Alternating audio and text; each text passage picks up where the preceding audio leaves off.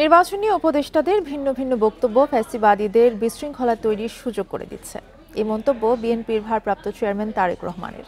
বিকেলে ৪৮ ঘন্টার তিস্তা বাছাই কর্মসূচির সমাপনীতে লন্ডন থেকে ভার্চুয়ালি যোগ দিয়ে তিনি এই মন্তব্য করেন।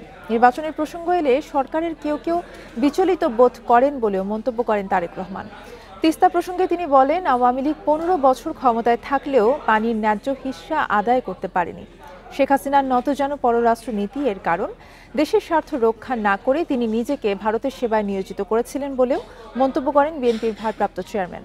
ক্ষমতায় গেলে তিস্তা মহাপরিকল্পনা বাস্তবায়নের প্রতিশ্রুতি দিয়ে তিনি বলেন, ন্যায্য হিস্যা না পেলে তিস্তা চুক্তি না করে জাতিসংঘ সহ সব আন্তর্জাতিক অঙ্গনে দাবি তুলে ধরা হবে।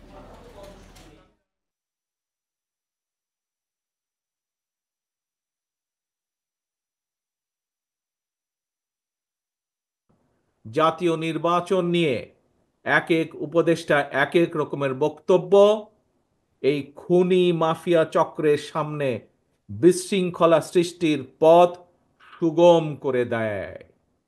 এই জন্যই বিএনপি বারবার এই অন্তর্বর্তীকালীন সরকারের প্রতি তাদের কর্মপরিকল্পনার রোডম্যাপ ঘোষণা করার আহ্বান জানিয়েছে।